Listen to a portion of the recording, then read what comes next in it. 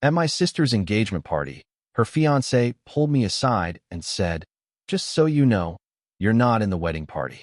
She thinks you'll embarrass her." I'd already paid the $8,500 venue deposit, so I just smiled, excused myself to the bathroom, and called the venue manager. 10 minutes later, the lights went out, the music stopped, and her fiancé was screaming my name in the parking lot. I, 32M, never thought I'd be the villain in my own family's story, but here we are. My sister and I grew up close. We weren't best friends exactly, but we had each other's backs through our parents' messy divorce, through college struggles, through everything that mattered. I built a decent career in commercial real estate, did well for myself, bought a house at 28. She bounced between marketing jobs, always chasing the next opportunity, never quite landing anywhere stable. I never judged her for it. Everyone's path is different. When she got engaged 6 months ago, I was genuinely happy for her. Her fiancé seemed fine at first, a corporate finance guy with the kind of confidence that bordered on arrogance but hadn't crossed the line yet. They'd been dating for 2 years.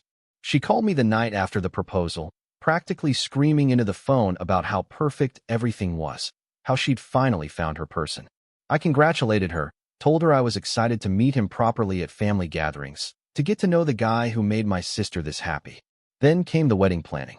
She wanted everything big, expensive, Instagram-worthy. The venue she fell in love with was a restored historic mansion upstate with gardens that looked like something out of a European fairy tale. The price tag was astronomical. She called me crying one night about 2 months ago, explaining that they couldn't afford the deposit. Her fiancé's family had money, but they were contributing to other aspects, the honeymoon, apparently, and his parents were firm about not paying for the venue.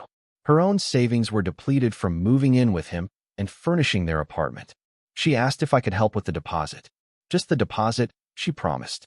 They'd pay me back within 6 months, maybe sooner if his year-end bonus came through as expected. The deposit was $8,500. I didn't even hesitate. This was my sister. I transferred the money the next morning. She was ecstatic. She texted me photos of the venue, talked about how I'd saved her dream wedding, how she couldn't thank me enough. I told her it was fine, that family helps family, and not to worry about rushing to pay me back. I meant it. The money mattered less than seeing her happy. The engagement party was scheduled for mid-October at the same venue. She wanted to show it off to friends and family, to let everyone see where the wedding would happen next spring. I thought it was a bit extravagant to have the engagement party at the actual wedding venue, but again, I kept my mouth shut. Not my wedding, not my call.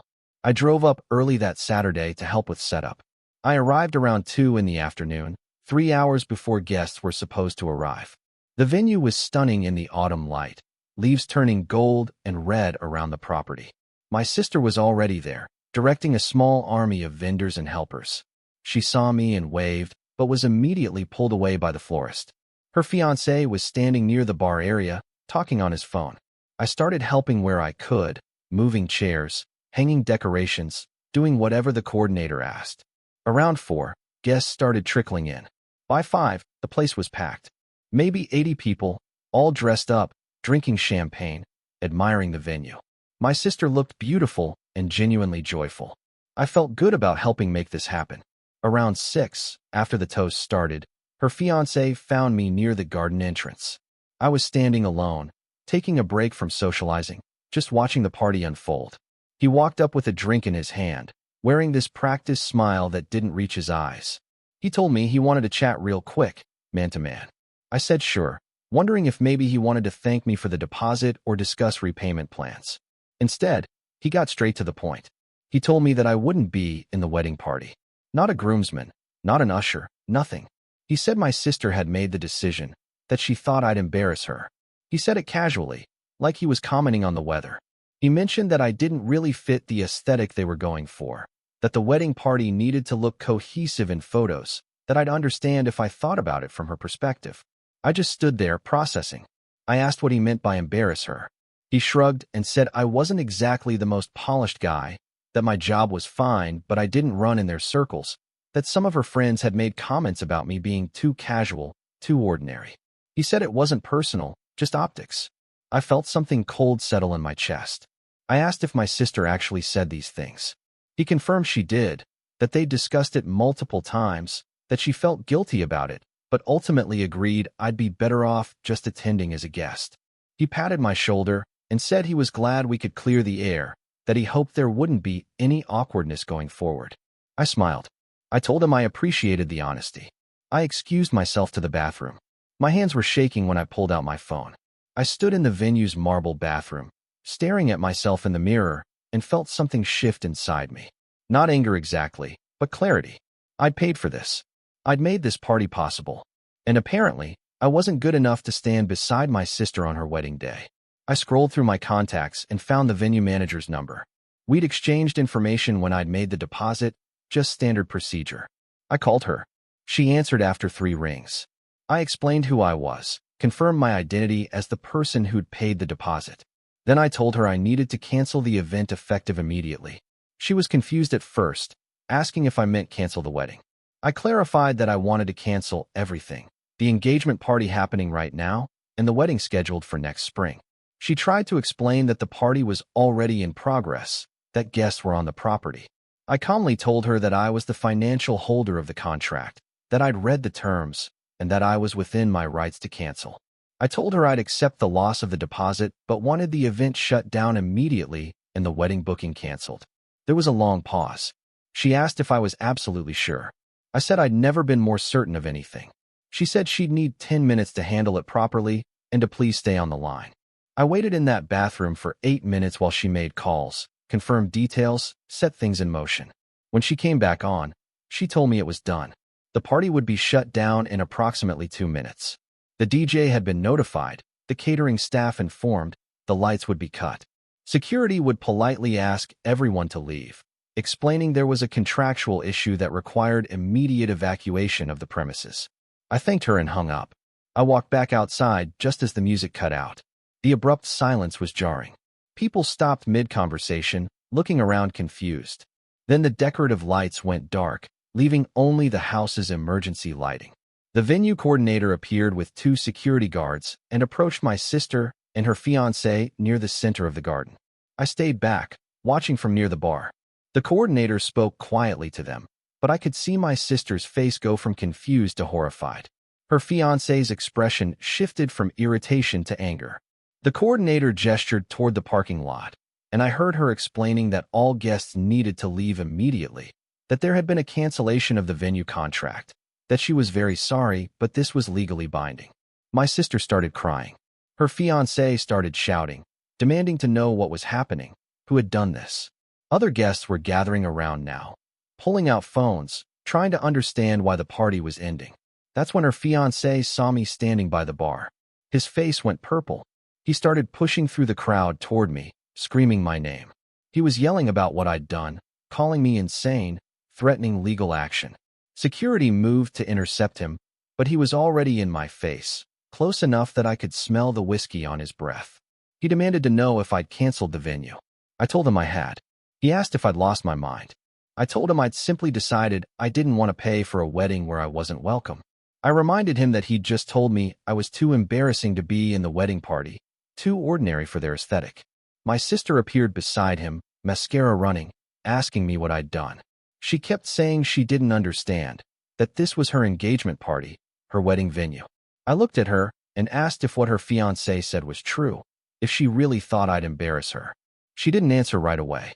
That hesitation told me everything. I told her the deposit was mine, the contract was in my name, and I was done funding a wedding for people who looked down on me. I told her she could plan whatever wedding she wanted, but it wouldn't be on my dime. Then I walked to my car while her fiancé screamed threats at my back and guests filmed everything on their phones. I drove home in complete silence, feeling numb. The fallout started within hours. My phone exploded with texts and calls. My sister left 7 voicemails, alternating between sobbing and screaming. Her fiancé sent threatening messages about lawsuits and payback. My mother called, demanding I explain myself and fix this immediately. Extended family members weighed in, most condemning me for ruining the party and embarrassing the family. A few people quietly supported me. My cousin texted that what I did took guts. An old friend from college called to say that if they'd treated me that way, they deserved exactly what they got. But mostly, I was the villain. Update 1. It's been 3 days since the engagement party disaster, and things have somehow gotten worse. My sister showed up at my house yesterday morning, unannounced.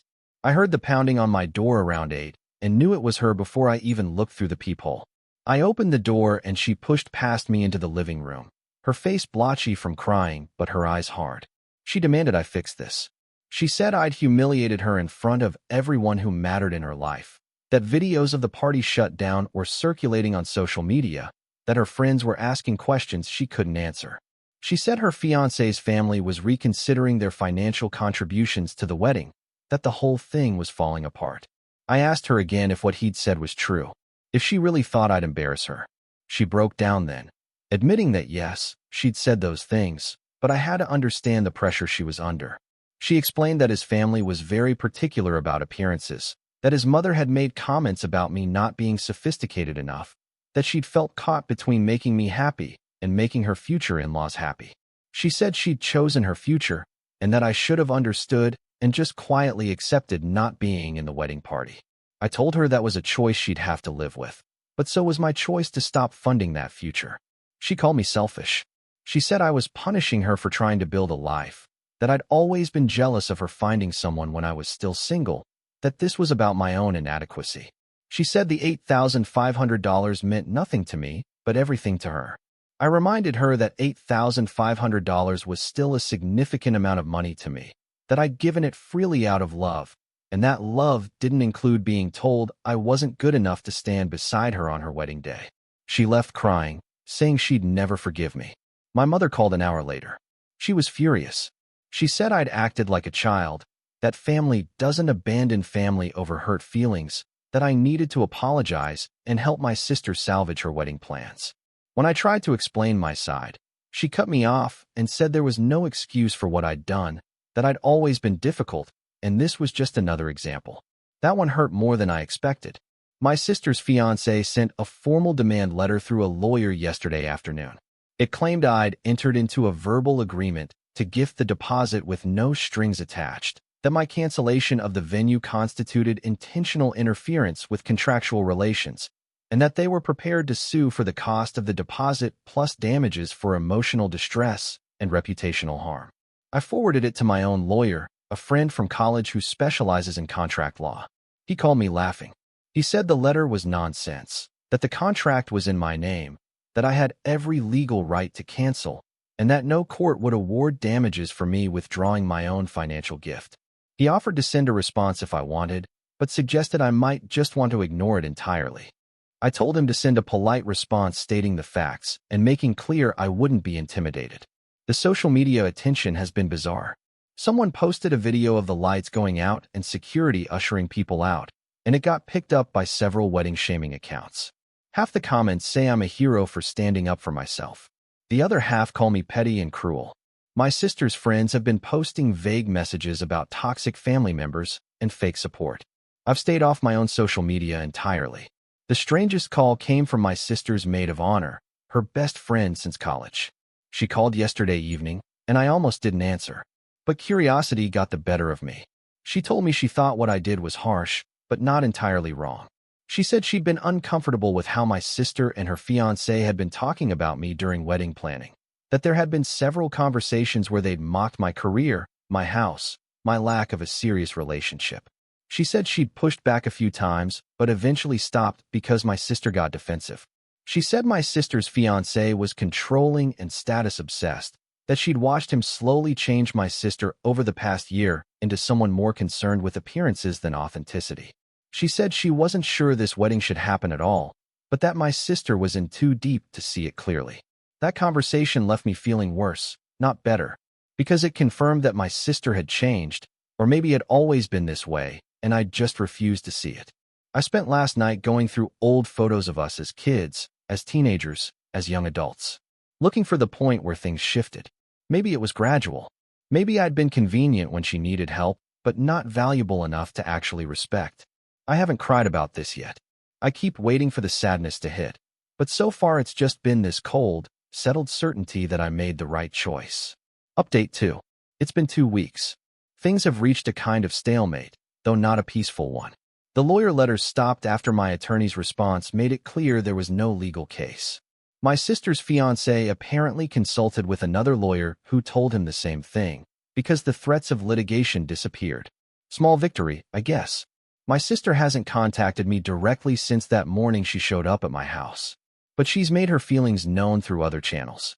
She blocked me on all social media. She told our mother she doesn't want me at the wedding at all now, not even as a guest. She's apparently moved forward with wedding planning at a different, smaller venue that fits their reduced budget. My mother continues to blame me for everything. We had one last phone conversation where she told me I destroyed my relationship with my sister over pride, that I was letting my ego ruin the family. I finally lost my patience and told her that maybe if she'd noticed how her daughter was treating me, she could have intervened before it got to this point. She hung up on me. We haven't spoken since. The family split has been predictable. My mother's side mostly supports my sister, viewing my actions as unforgivable. My father, who I'm not as close with but who reached out after hearing about everything, told me he thought I did the right thing. He said he was proud of me for having boundaries, that he wished he'd been better at that himself during his marriage. We had lunch last weekend, first time in almost a year. That was something positive, at least. Extended family is divided. Some relatives have quietly reached out to say they understand, even if they can't say so publicly. Others have made their disapproval clear through cold shoulders and removed social media connections. The most unexpected development came a week ago. My sister's maid of honor called me again. She said she needed to tell me something and wasn't sure if she should, but her conscience was bothering her. She told me that my sister's fiancé had been pressuring my sister to ask me for more money before the engagement party. Apparently, they were already over budget on other wedding expenses, and he'd suggested she butter me up at the party and then approach me about covering the catering costs for the actual wedding. The plan had been for them to publicly thank me during the engagement party toasts, make me feel appreciated and important, and then hit me up for another $10,000 within the next few weeks. The maid of honor said she'd overheard them discussing this strategy 2 days before the party. She'd been uncomfortable with it, but hadn't said anything because she didn't want to cause drama. After everything that happened, though, she felt I deserved to know I'd been set up. I thanked her for telling me, hung up, and sat in my car for 20 minutes processing that information. They'd planned to use me, to manipulate my feelings and extract more money. And I would have probably said yes, because I was still operating under the assumption that my sister loved and valued me. That hurt worse than anything else. I found myself wondering when exactly my sister had become someone capable of that level of calculation, or if she'd always been that way and I'd been too blind to see it. I've been doing a lot of thinking about our childhood, about patterns I missed. She was always the one who got more attention, more grace, more forgiveness when she messed up. I was the responsible one, the one who helped clean up her mistakes, the one who Mom relied on to be steady and uncomplicated. Maybe somewhere along the way, she'd learned that I was a resource to be tapped rather than a brother to be cherished. Work has been a good distraction.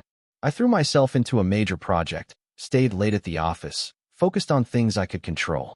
My colleagues don't know what happened. I've kept it private, but a few have commented that I seemed different, more focused, or maybe more withdrawn. I'm not sure which. I went on a date last weekend, first one in months. A woman I'd matched with on an app weeks ago and never followed up with. It was fine, pleasant enough, but my heart wasn't in it. She asked if I had siblings, and I found myself saying no, which felt both terrible and true at the same time. I don't know what my sister is anymore to me. Not the person I thought she was, certainly. The wedding is scheduled for April, at a venue an hour outside the city. From what I've heard through the family grapevine, it's nice, but modest compared to the original plans.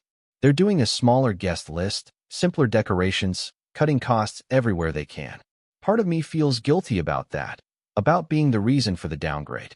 But then I remember being told I'd embarrass her, that I wasn't good enough for their aesthetic, that I was being managed and manipulated for more money. And the guilt fades. I don't know if I made the right choice in how I handled it. Maybe there was a better way, a more mature way, to express my hurt and establish boundaries.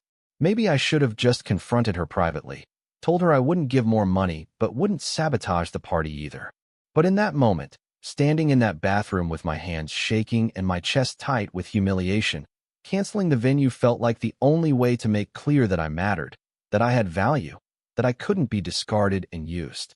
I don't regret it, but I do mourn what I've lost, not the sister she is, but the sister I thought I had. Update 3. It's been 4 months. The wedding happened last weekend. I wasn't there. I heard about it through my father, who attended despite his sympathy for me. He said it was nice, smaller than originally planned, but tasteful. My sister looked happy. Her now husband gave a speech that made no mention of family complications. My mother cried during the ceremony. Everything went smoothly. I spent that day hiking alone in the state park an hour from my house. Phone turned off, trying not to think about what I was missing. The strange thing about cutting someone out of your life is how it creates this absence that you keep stumbling into. I'll see something funny and think about texting my sister, then remember we don't talk anymore. Holidays are coming up, and I'm already dreading the logistics of whose gathering I'm welcome at and whose I'm not. My mother and I have started speaking again, though it's strained. She initiated contact a month ago, asking if we could have coffee. I agreed, curious if she'd apologize or at least acknowledge her role in how things fell apart. She didn't.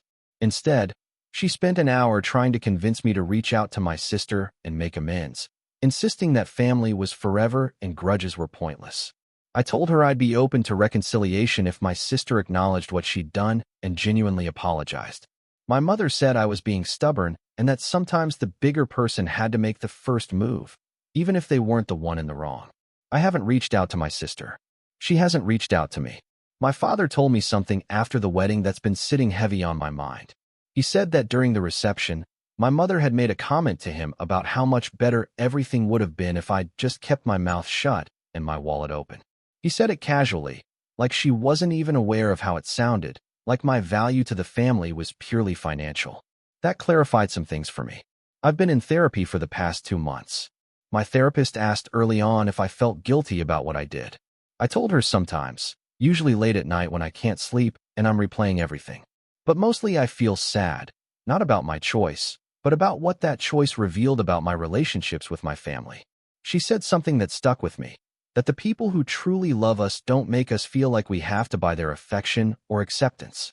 That healthy relationships can withstand boundaries and hurt feelings and difficult conversations. I'm working on internalizing that. Professionally, things are good. I got promoted last month, a significant bump in both title and salary. I celebrated by myself with an expensive dinner and a bottle of wine I'd been saving. It felt both triumphant and lonely. I've been dating more consistently. Nothing serious yet, but I'm meeting people, putting myself out there, trying to build a life that doesn't revolve around my family's approval or my sister's needs. It's harder than I expected. I keep catching myself falling into old patterns, being overly generous or accommodating, trying to prove my worth through what I can provide rather than who I am. The therapist and I are working on that too. I saw my sister once, by accident, about 3 weeks ago. I was at a coffee shop near my office, and she walked in with 2 friends. We made eye contact across the room. For a second, I thought she might come over, might say something. But she just looked away and got in line, and I left without finishing my drink. That moment hurt more than I'd expected. There was a finality to it, an acknowledgement that we'd become strangers who just happened to share DNA and a childhood. I'm not the same person I was 6 months ago. The situation changed me, hardened something that used to be soft, made me cautious where I used to be trusting. I'm not sure if that's growth or damage, or maybe both. People at work still don't know the full story. When they ask about my family, I keep it vague. When they ask about siblings, I usually say it's complicated and change the subject. It's easier than explaining how you can lose someone who's still alive. There are moments when I wonder if I overreacted. If $8,500 and some hurt feelings were worth losing my sister, fracturing my family, becoming the story people whisper about at gatherings. Then I remember standing in that venue bathroom. Remember the casual cruelty in her fiancé's voice. Remember learning about their plan to manipulate me for more money. And I know I did what I had to do. I don't know if my sister and I will ever reconcile. Part of me hopes we will, that someday she'll understand why I reacted the way I did, that we'll find a way back to each other. But a bigger part of me has accepted that some things, once broken, don't get fixed. They just leave scars. I'm learning to live with the scars. Some days are harder than others. But I'm building something new, a life where my value isn't measured by my usefulness, where boundaries are respected, where I choose people who choose me back. It's lonely sometimes, but it's honest. And right now, that feels like enough.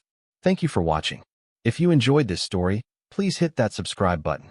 Don't forget to give it a thumbs up and share it with friends or family who might enjoy it too.